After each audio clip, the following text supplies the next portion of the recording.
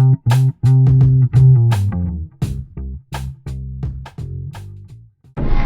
Ellis Haizlip, and welcome to Soul. James Baldwin. Earth, Wind & Fire. Stevie Wonder, Nicky Giovanni. Harry Belafonte. Al Green. Yo, this is every day. Can you imagine what Soul would have been like for a 20-year run? Los Angeles, Detroit, Newark. Cities across the country were erupting. There were so few positive African-American images on television. We needed to reimagine ourselves on this American landscape. Got any ideas, fellas? Live and in color from New York City, Soul. I'm Ellis Haizlip, producer of Soul, and we are happy to have you with us this evening. Ellis was a gardener, and he cultivated all of these people. Black voices speaking to the problems of our time. Ellis said, if we're going to do something for the black community, it's got to be a lot deeper, jazzier, even more controversial. It's about time I hear something besides blondes have more fun. Ellis already knew that black culture led, didn't pull. Baby. Be still, peace, be still. Every superstition. That was revolutionary. The conversations he had between writers and poets. Of course you can lie to me. Treat me the same way you would treat him. I can't treat you. You must. You grin at him all day long. You come on when I catch hell because I love you. I get least of you. Fake it with me. I asked him, why are you having Rasan Roland Kirk on? He said, because he's crazy. That program was so beyond its time that it was in time. Do you know who you are? Soul was giving TV exposure to activist revolutionaries. They want me to go to Vietnam to shoot some black folks that never lynched me, never called me nigger. You're so much more than Blacks all around the country say, Yes. Stay high, sucker chump. You could do anything you wanted. The FBI was very, very disturbed by that. How do we get rid of it? I said, Ellis, this is a piece of history. Let's fight for it. There exists, as far as I know, no TV program that deals with my culture so completely, so freely, and so beautifully. There is nothing we cannot do. Black seeds keep on growing. There's nothing but evolution in my soul.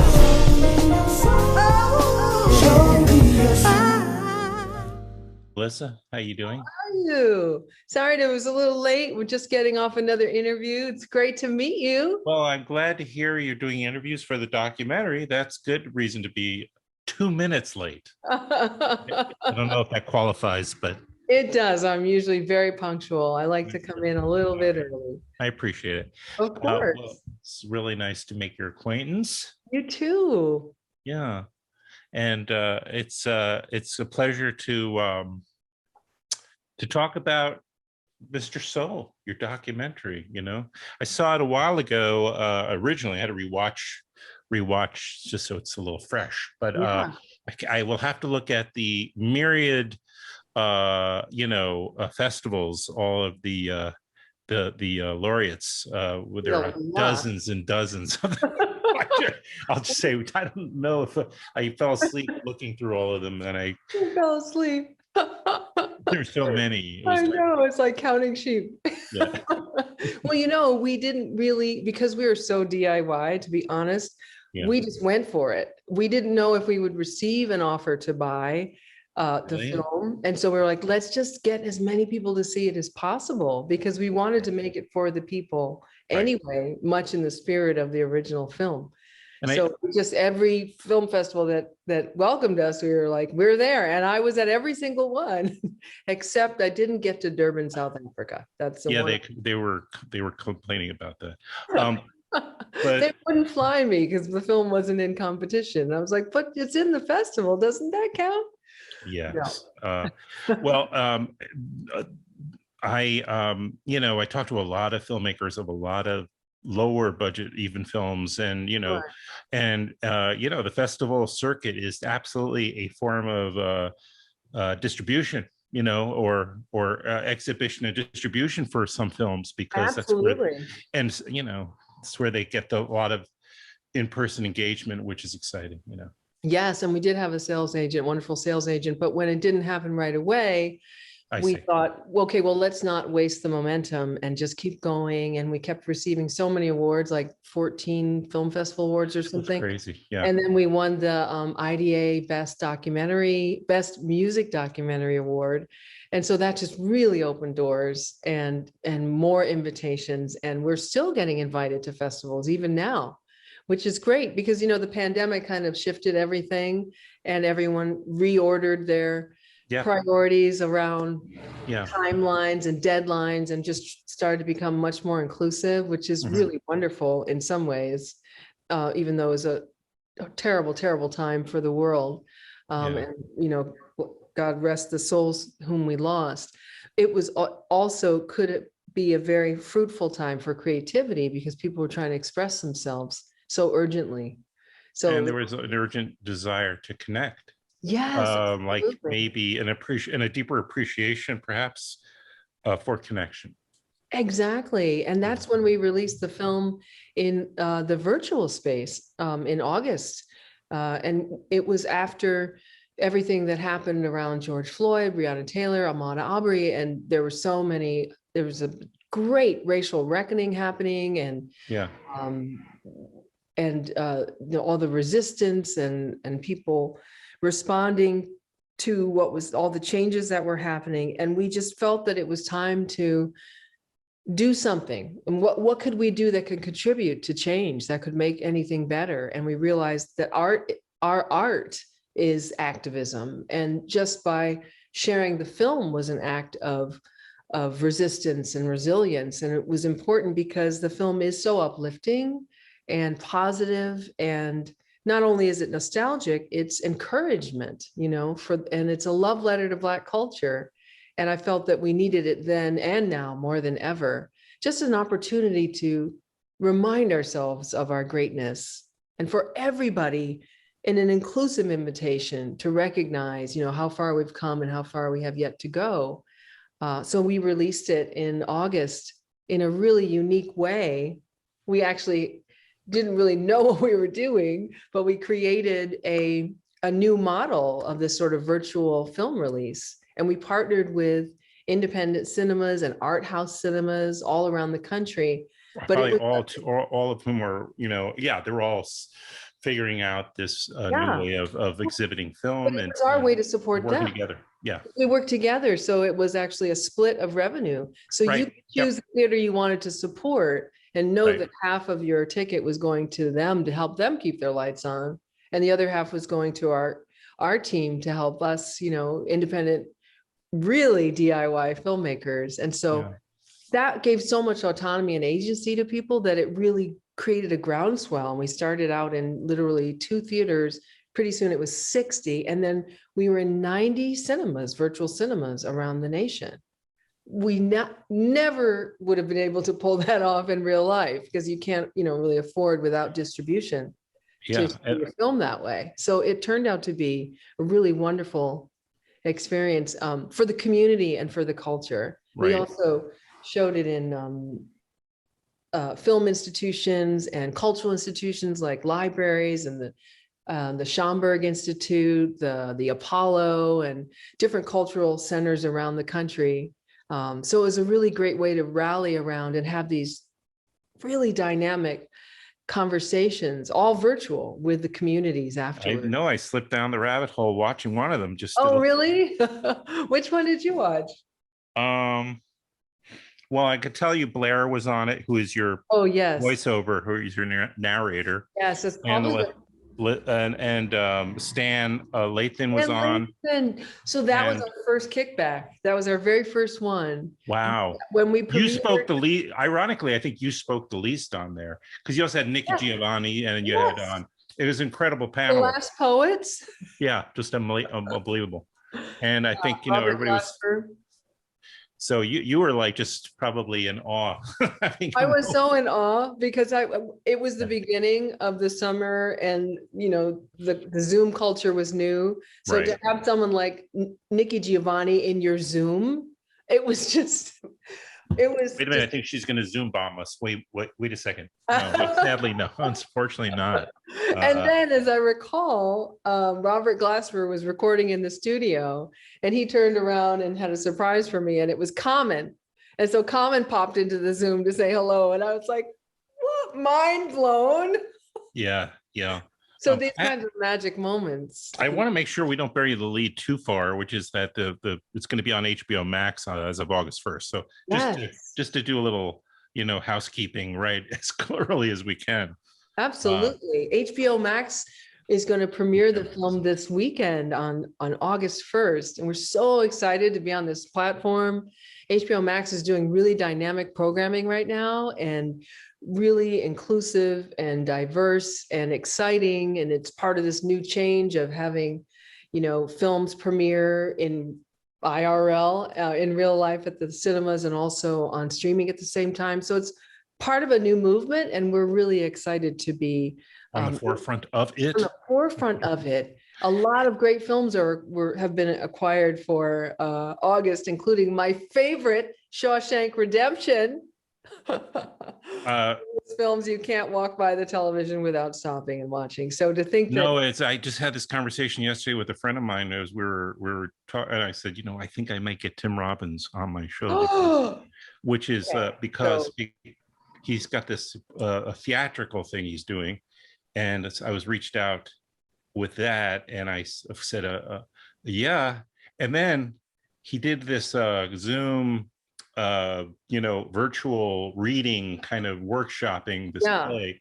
And I saw Melissa, my high school theater teacher, was in this group. I was like, random. Mrs. Horn, what are you doing? I then I was like, I was rewriting the publicist back saying, this is this is like a, meant to be, this is kismet.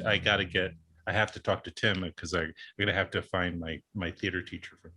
But here's a question for you that I'm going to guess is, if it's not the most asked question, and I don't mind asking a typical question because it applies. So it really says, I think has a powerful edge to it, which is this, again, maybe the most popular question you get, Melissa, and that is, why did I never hear of Soul! !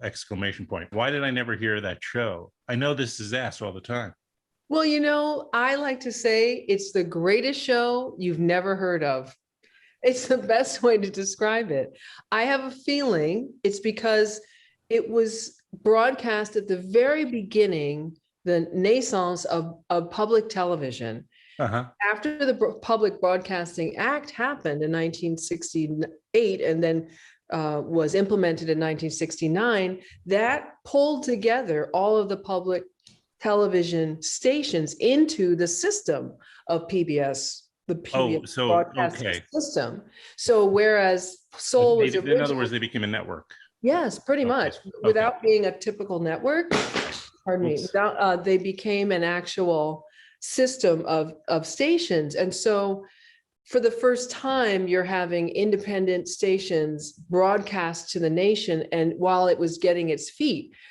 And or legs really is better phrase. Right. I really think that for two reasons: the country, the zeitgeist, this culture of archiving hadn't happened yet, and this notion of archiving live shows hadn't happened yet. So that led to the demise of a lot of shows at that time, especially on public television, like Great American Dream Machine, and or even it impacts sports. Remember how ESPN was finally born when they realized, wait a minute, we can capitalize off of old football games.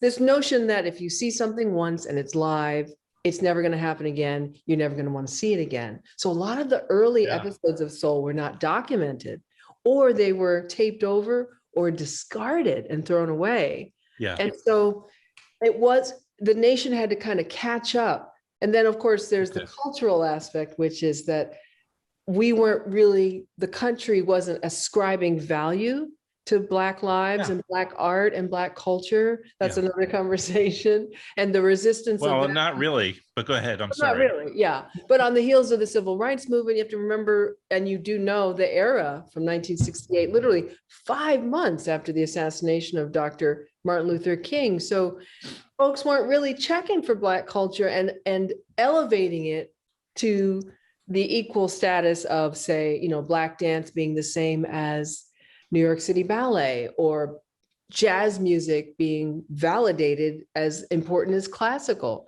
You know, so these sort of culture wars were happening at the same time.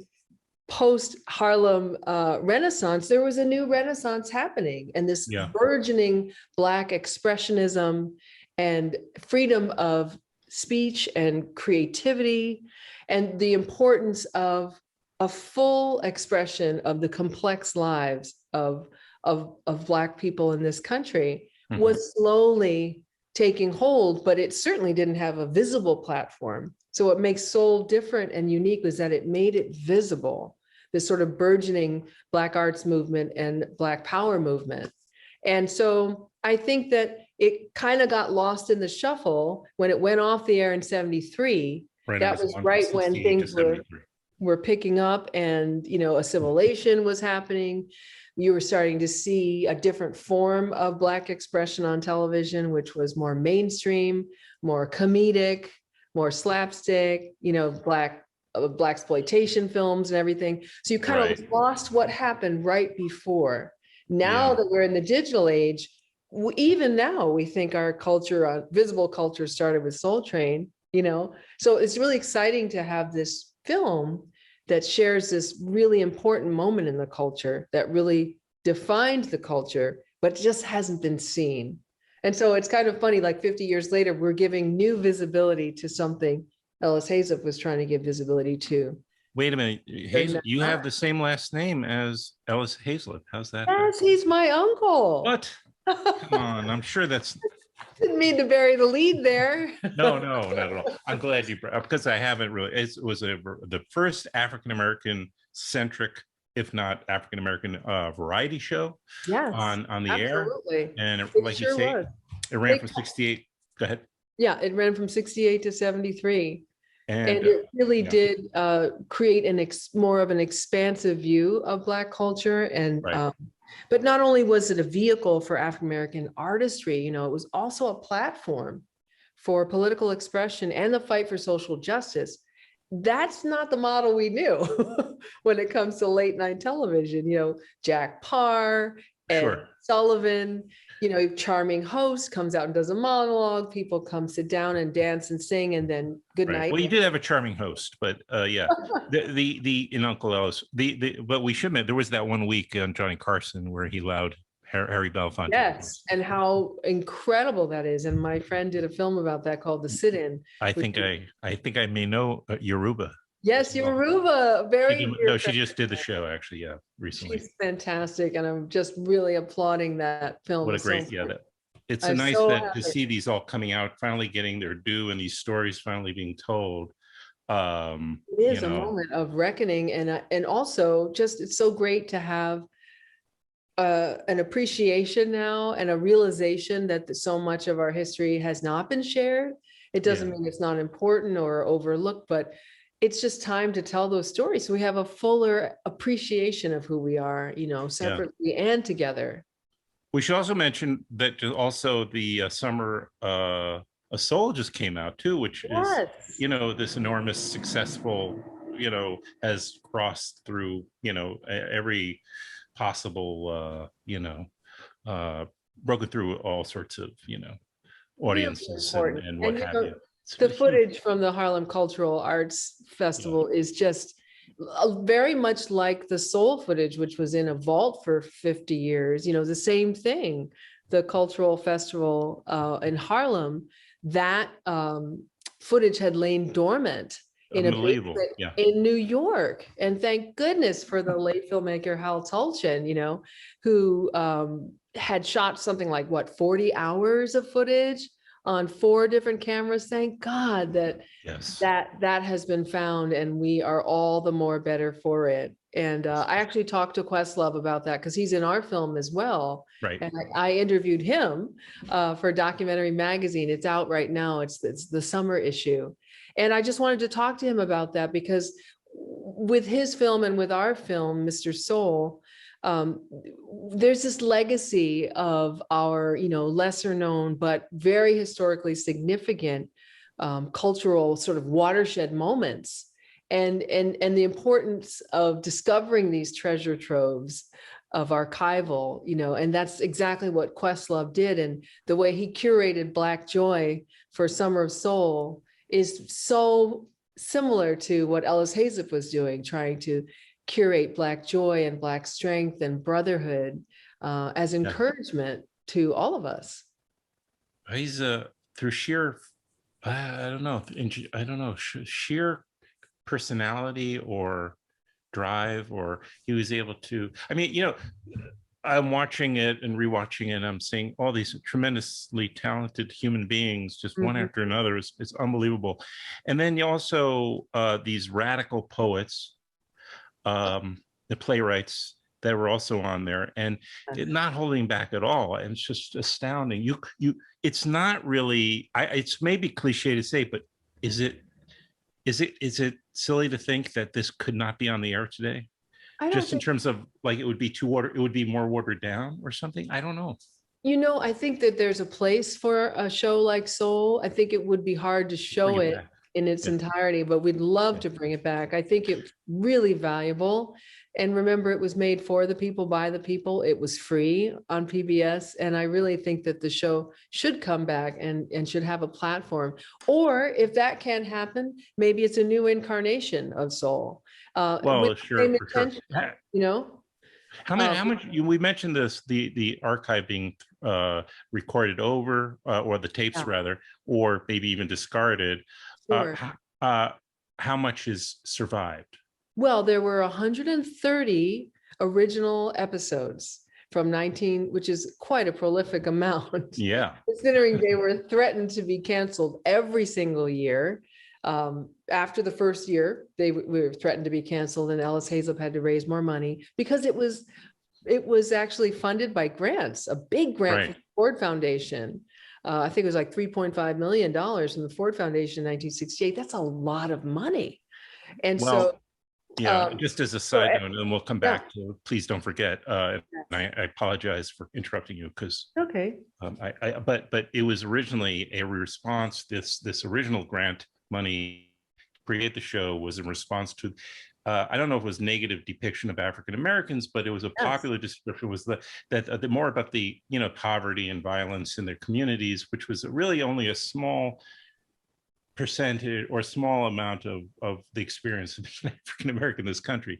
So this show was trying to show some of the positive side of things, or at least more of the experience. And the Kerner Commission report really showed that we were living in 2 Americas, one Black and one white. And media was largely responsible for this.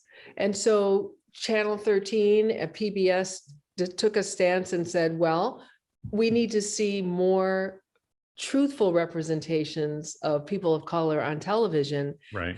Let's create a show that we can depict the full spectrum of African American experience. And that is in response to the fact that there is a dearth of diversity in programming. So it was a really bold move, and very exciting to think that when you look back now at Channel 13, WNET, PBS, and their funding partners with the Ford Foundation, that they were all incubators of diversity, inclusion, and freedom of expression.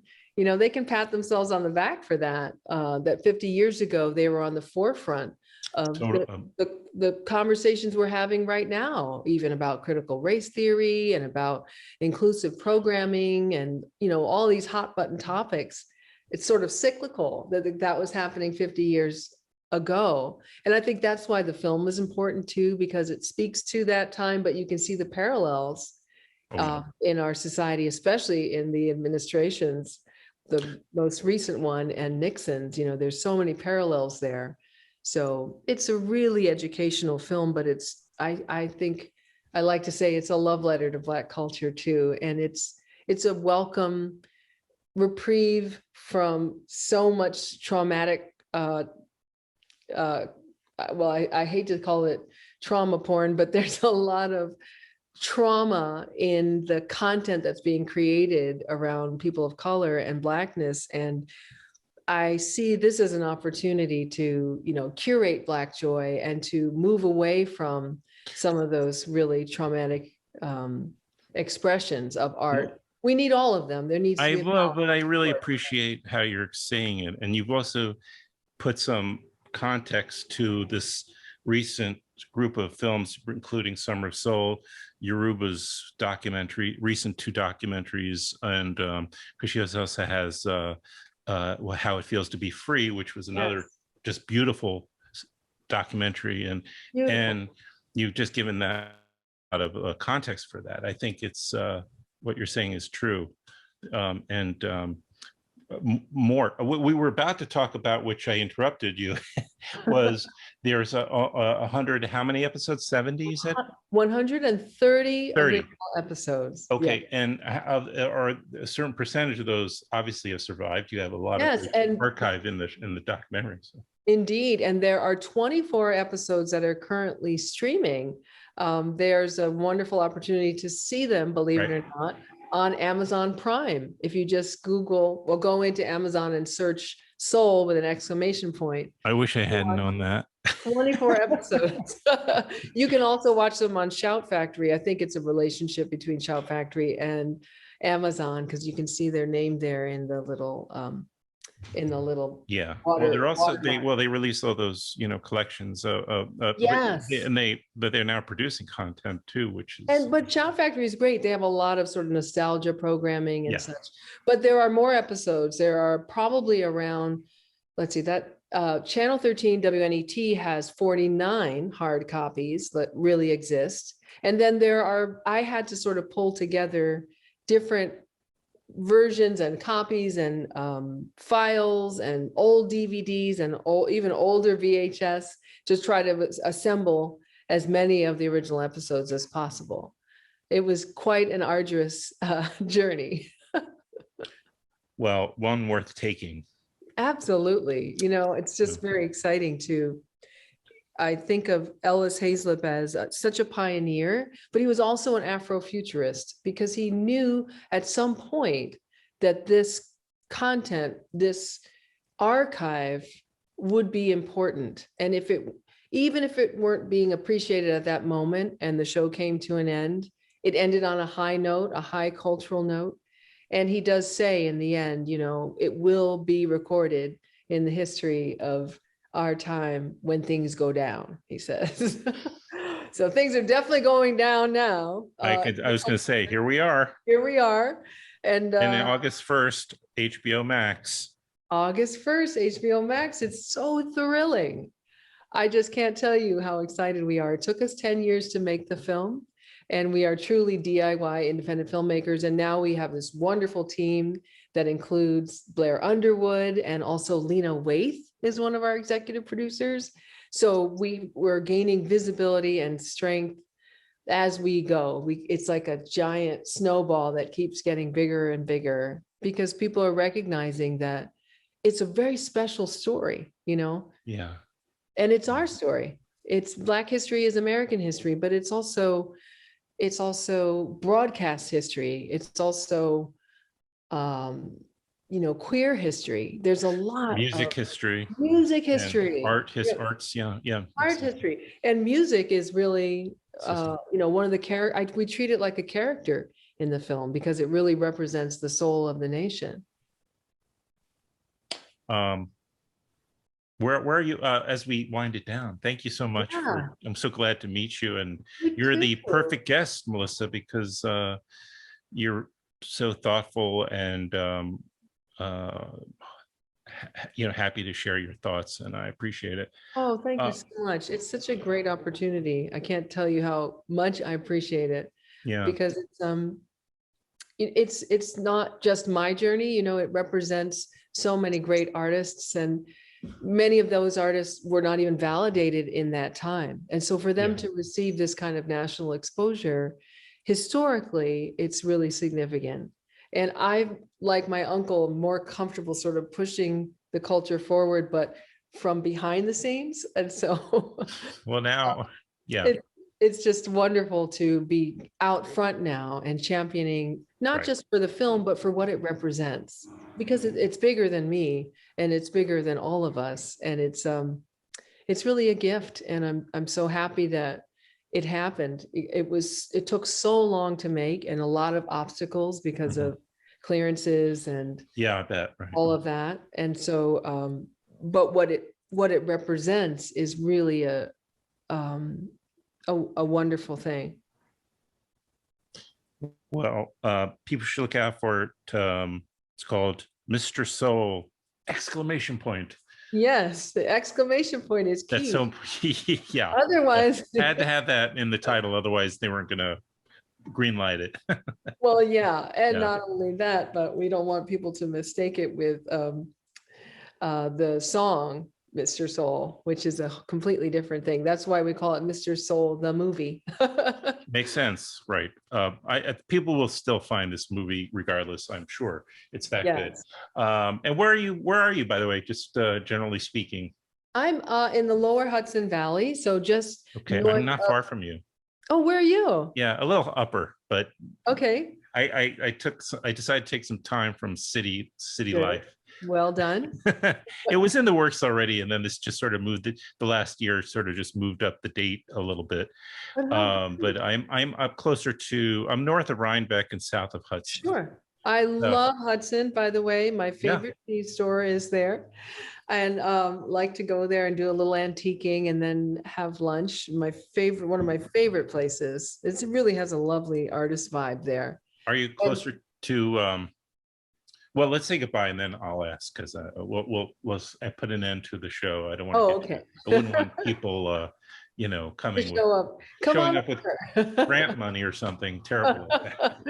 Grant money is right this way, please. Thank you. It is unusual that the film itself is funded entirely by grants. I don't know if you knew that. We wanted to sort of match the provenance of the show, and that it was for the people, by the people. We didn't have any secret sugar daddies in our corner, and we never had the support of a network or a studio. So everything was done by literally writing DIY over and over and over and over until we had enough. Yeah, and we finally got a big grant from the National Endowment for the Humanities, the National Endowment for the Arts, and the Ford Foundation. And that was the perfect timing, reminding them of, the anniversary of their original giving to the Soul series. The NEA, did you get an award from them too? We didn't get an award, but I can consider the grant to be an award because it's so hard to get. Very good. Very true. It is so hard. And I will tell you, it takes a lot to write those grants, and you get rejected continually. Right. And so you start with a development grant, and then you develop a relationship with the senior program officers, and you show them that you're in the game for the long haul, and then you get rejected, and then you build, and then you build, and you rewrite, and you build. It took probably almost 3 years to finally receive that grant. So yeah. And I've been rejected 17 times from one particular film organization. That's normal. 17 times. How many years? I thought, maybe I'm barking up the wrong tree. Oh, you never got it? On the 17th time. No, we never got it. Oh, dear. But then ironically, we had our premiere at the same institution. Oh, really? So you can figure that out. I don't want to name any names. Okay. Thank you. I was like, can't you knock on the door and let them know that we're premiering there at Tribeca Film Festival? But still, no, they rejected us 17 times. And so, our goal has always been just get to the yes. Just get to the yes. The TFI. That's well, I appreciate you bringing your director's bona fides. You brought your producer bona fides to the conversation, giving us a grant lesson. I appreciate it. Really appreciate it. You know, I just have to be encouraging to people out there, because this was a very hard film to make. And when you are independent and you are not basing your film on like a Pulitzer Prize winning historical novel, and you're having to create original content, it can be very daunting, because if you're not, you know, a Sundance grantee, or you're just not supported by big money or other really popular or famous filmmakers types, it's hard. But the thing is, you have to remember that your story is really important and it's unique to you. And you just have to keep believing in yourself and that story, and find the tribe that will believe with you. Yeah, right. They'll come and go, but you'll find your tribe who believe in that story and will stay with you until you finish that film. And then that's really the real goal, is to find the people that support your vision as an independent filmmaker, or just even as a creator or maker.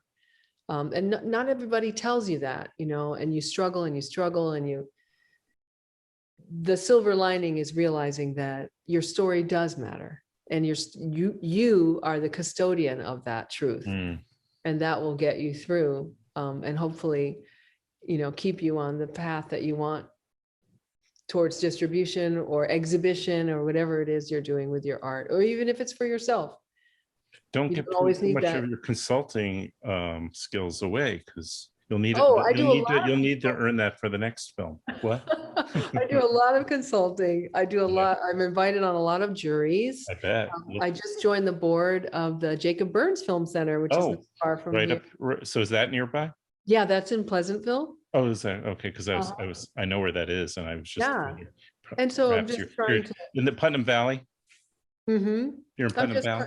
I'm in, or rather, Putnam Valley. County. Yes. Is that what it's called? Westchester County, technically. Oh, okay. But it sort of straddles that whole area. Yeah.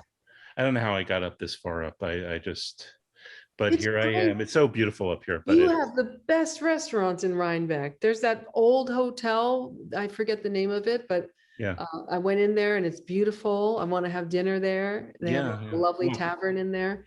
Rhinebeck is gorgeous. And I'm technically it's Tivoli, and so I'm near there, and there's beautiful little spot. I mean, it's so scenic, it's crazy, and there's a lot of arts up here. And how lucky you are to have survived the pandemic in a beautiful place.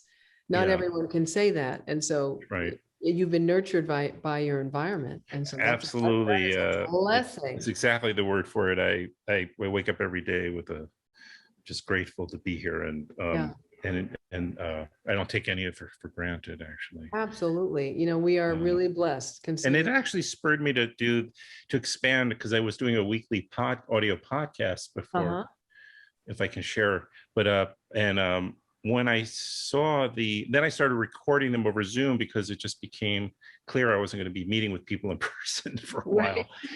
And as I was doing it and seeing that these things were starting, people were using the videos, I said, let me try it. And then I saw right after I moved here, I said, it would also fed a desire to connect with people more, which, you know, this gave me an excuse to do it. So I wouldn't go into detail like this with everybody, but so I found like, well, why don't I just do more of these and just reach out to people that are doing work that I feel like is contributing to the betterment, or just making positive contributions to our culture. Yes. And there's so many beautiful stories, or music, or theater, or what, you know. And so this video version, what I call Filmwax TV, is a result, where I just feel like, you know, people can tune in if they want to, but it's like going to be conversations about, you know, positive, you know, I mean, we get in, I'm so there difficult conversations, trust me. No, of course, but you know, if I were a hashtag, it would be use your power for good. You know, that's my hashtag, because I really feel that if you have any opportunity to impact change, it should be towards the positivity within that change. You know, we do have a voice. Just you and I talking right now could touch someone in some way. And we need that now more than ever, especially since we're not together and we don't know what the future holds with the variants and everything, and whether we'll go through another lockdown. Just this idea of connectivity, we're sort of redefining that. But the common thread that seems to be the most important is kindness, love, you know, not to sound Pollyanna or anything, but just upliftment and positivity. There's enough negativity in the world right now that we're fighting, and people have their own issues around, you know, PTSD and frustration and possibly depression and other challenges. So any opportunity to do something for good, use your art for good, use your art as activism, any type of positivity, that's what I hope to curate with the work I do and the people I connect with. Well, include me in that group, please. Yeah, I'd be absolutely. delighted. I didn't know You're when I already met. there. Thank you. We're And here right now. likewise. I had no idea who I was going to meet half hour ago, but this has been far exceeded my expectations. Oh, you're very kind. I really appreciate it. You know, Sure. It's so great to connect, and I really appreciate what you're doing and just giving me this opportunity to talk about the show. You know, that's really special. Thank you. And we'll get the word out, encourage people to see Mr. Soul on HBO Max, as well as the episodes of the show on Amazon Prime. Amazon Prime. Fantastic. Or Shout Factory, absolutely. Or Shout Factory, thank you. Yeah, or if you are a member of PBS already, they have like their own streaming platform. It's called PBS Passport, I think. Mm-hmm. It's mostly Downton Abbey, but you can find a few episodes of Soul and hidden in there. Wait a minute, he's Downton Abbey. Wait a minute. There's a website. Let's just might as well throw that in. Mr. Sure. Soul. MrSoulMovie.com. That's our website. And of course, we're all over the socials at Mr. Soul the Movie. That's on Facebook, Twitter, and Instagram, and TikTok for the young folks. Whoa. I was told that Facebook is for old people, and I was so sad to hear that. So yeah, I went ahead. Or for Russian bots. Exactly. Yeah. Well, I went ahead and got the TikTok account, which is challenging, but it's really fun as well. It's very much of a rabbit hole of good times. Okay. I'm not going to ask you next about that because you'll be on here with me for another half hour at the least. Guaranteed. All right. Rabbit Hole Nation right here. Thank you, Melissa. Thank you so much. You're welcome. Really appreciate it.